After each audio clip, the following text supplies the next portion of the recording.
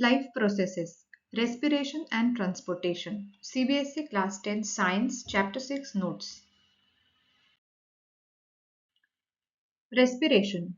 The process by which a living being utilizes food to get energy is called respiration. Respiration is an oxidation reaction in which carbohydrate is oxidized to produce energy. Mitochondria is the site of respiration and the energy released is stored in the form of ATP, that is adenosine triphosphate. ATP is stored in mitochondria and is released as needed. Let's look at the steps of respiration. Breaking down of glucose into pyruvate. This step happens in cytoplasm. Glucose molecule is broken down into pyruvic acid. Glucose molecule is composed of 6 carbon atoms while pyruvic acid is composed of 3 carbon atoms. Fate of pyruvic acid. Further breaking down of pyruvic acid takes place in mitochondria and the molecules formed depend on the type of respiration in a particular organism. Respiration is of two types, namely aerobic respiration and anaerobic respiration. Respiration involves gaseous exchange, intake of oxygen from atmosphere and release of carbon dioxide, which is also known as breathing, and breakdown of simple food to release energy inside the cell is also known as cellular respiration. Let's look at the types of respiration. Aerobic respiration. This type of respiration happens in the presence of oxygen. Pyruvic acid is converted into carbon dioxide. Energy is released and water molecule is also formed at the end of this process. Anaerobic respiration. This type of respiration happens in the absence of oxygen. Pyruvic acid is either converted into ethyl alcohol or lactic acid. Ethyl alcohol is usually formed in the case of anaerobic respiration in microbes like yeast or bacteria. Lactic acid is formed in some microbes as well as in the muscle cells. Glucose, 6 carbon molecule converted into pyruvate, which is 3 carbon molecules and energy. Pyruvate in yeast in lack of oxygen converts into ethyl alcohol plus carbon dioxide and energy. Pyruvate in muscles where in lack of oxygen gets converted to lactic acid and energy, and pyruvate in mitochondria in presence of oxygen gets converted into carbon dioxide, water and energy. The equations for the above reactions can be written as follows. C6H12O6 in presence of oxygen gives 6CO2 plus 6H2O plus energy. C6H12O6 in absence of oxygen gives C2H5OH, which is ethanol and carbon dioxide, and C6H12O6, which is glucose, in lack of oxygen gives lactic acid. Pain in leg muscles while running. When someone runs too fast, he may experience throbbing pain in the leg muscles. This happens because of anaerobic respiration taking place in the muscles. During running, the energy demand from the muscle cells increases. This is compensated by anaerobic respiration and lactic acid is formed in the process. The decomposition of lactic acid causes pain in leg muscles. The pain subsides after taking rest for some time. Exchange of gases. For anaerobic respiration, organisms need a continuous supply of oxygen and carbon dioxide produced during the process needs to be removed from the body. Different organisms use different methods for intake of oxygen and expulsion of carbon dioxide. Diffusion is the method which is utilized by unicellular and some simple organisms for this purpose. In plants also, diffusion is utilized for exchange of gases. In complex animals, the respiratory system does this job for exchange of gases. Gills are the respiratory organs for fishes. Fishes take in oxygen which is dissolved in water through gills. Since availability of oxygen is less in the aquatic environment, so the breathing rate of aquatic organisms is faster. Insects have a system of spiracles and trachees, which is used for taking in oxygen. Terrestrial organisms have developed lungs for exchange of gases. Availability of oxygen is not a problem in the terrestrial environment, so breathing rate is slower as compared to what it is in fishes. Terrestrial organisms use atmospheric oxygen for respiration, while aquatic organism uses dissolved oxygen for respiration.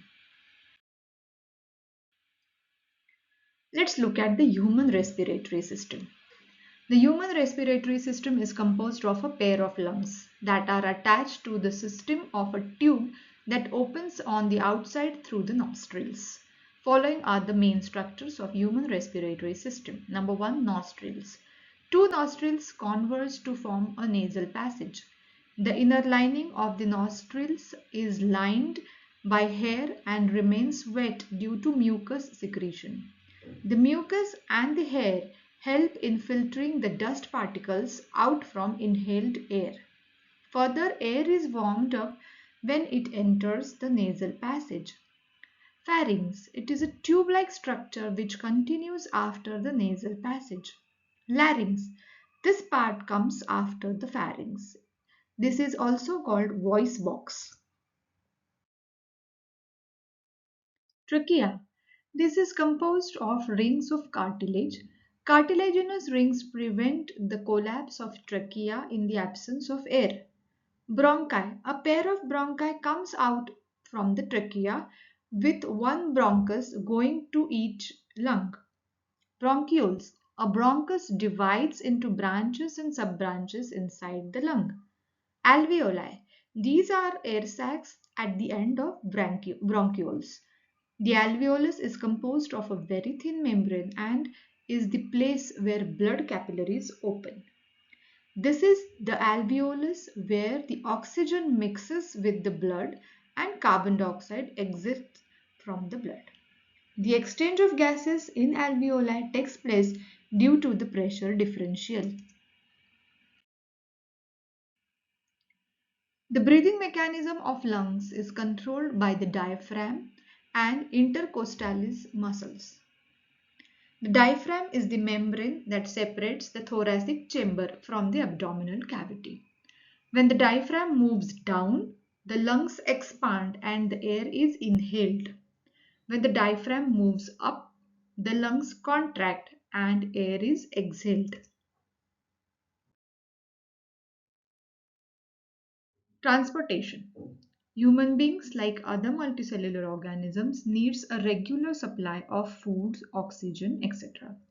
This function is performed by a circulatory system or transport system. Transportation in human beings. The circulatory system is responsible for transport of various substances in human beings. It is composed of the heart, arteries, veins, and blood capillaries. Blood plays the role of the carrier of substances. Heart. Heart is a muscular organ which is composed of cardiac muscles. It is so small that it can fit inside an adult's wrist. The heart is a pumping organ which pumps the blood. The human heart is composed of four chambers, namely right atrium, right ventricle, left ventricle, and left atrium. Systole. Contraction of cardiac muscles is called systole. Diastole. Relaxation of cardiac muscles is called diastole. Arteries. These are thick-walled blood vessels that carry oxygenated blood from the heart to different organs. Pulmonary arteries are exceptions because they carry deoxygenated blood from the heart to the lungs where oxygenation of blood takes place. Veins. These are thin-walled blood vessels that carry deoxygenated blood from different organs to the heart. Pulmonary veins are exceptions because they carry oxygenated blood from the lungs to the heart.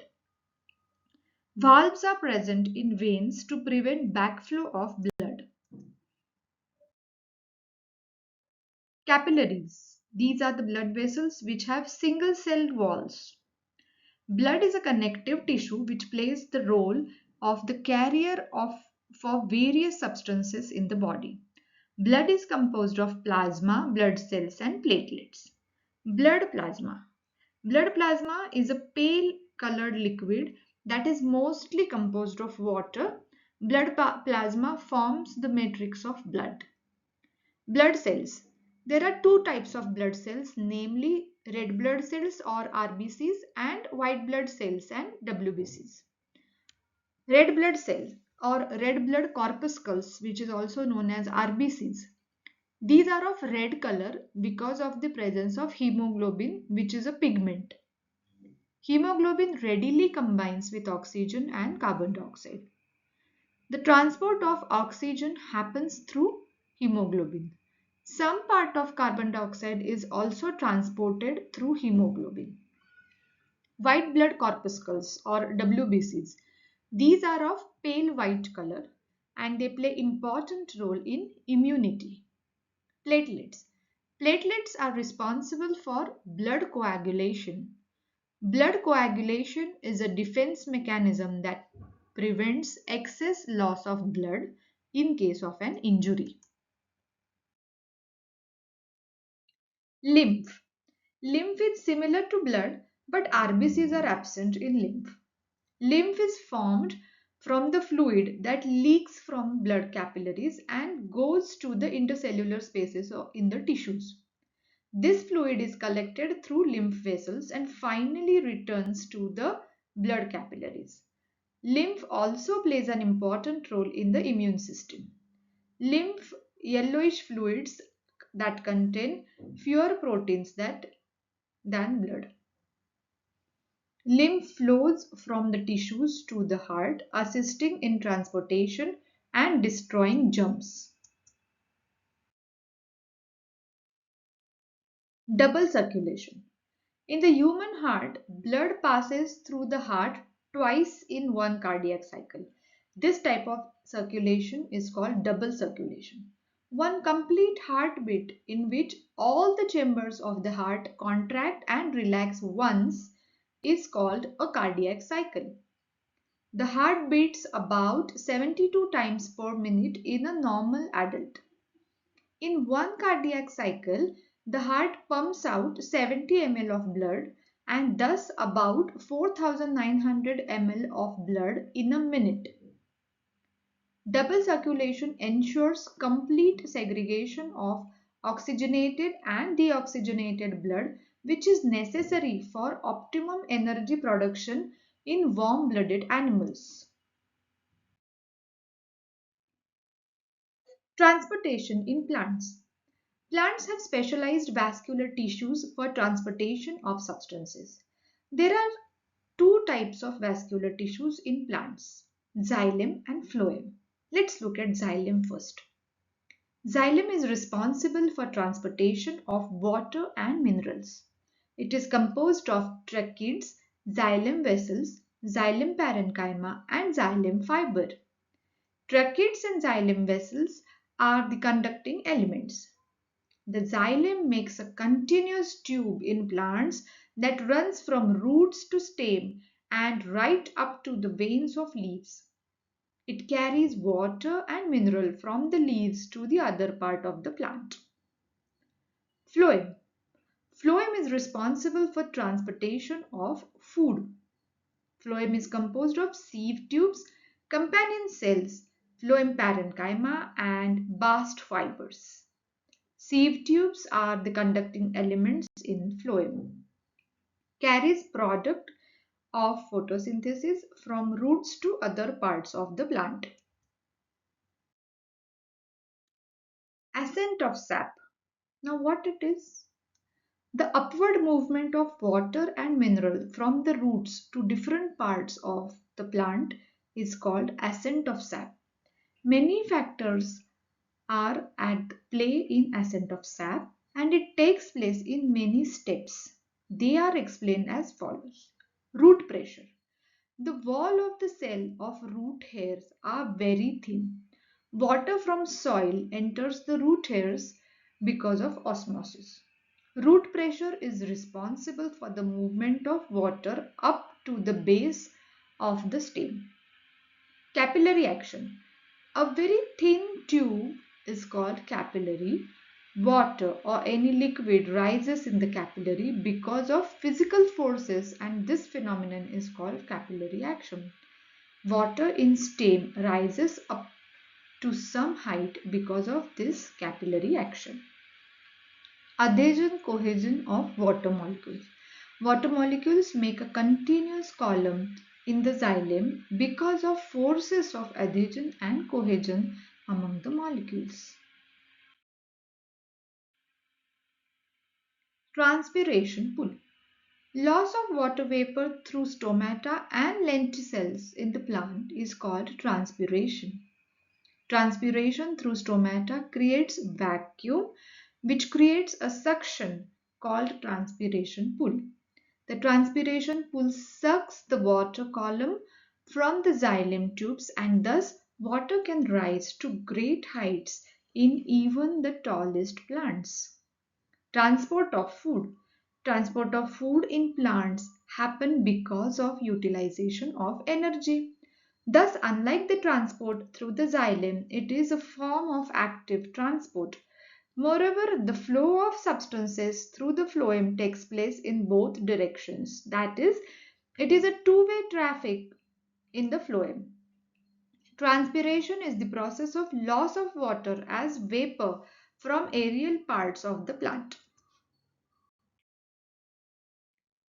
Functions of transportation. Absorption and upward movement of water and minerals by creating pull helps in temperature regulation in plant. Transport of food from leaves, food which is a food factory, to different parts of the plant is called translocation.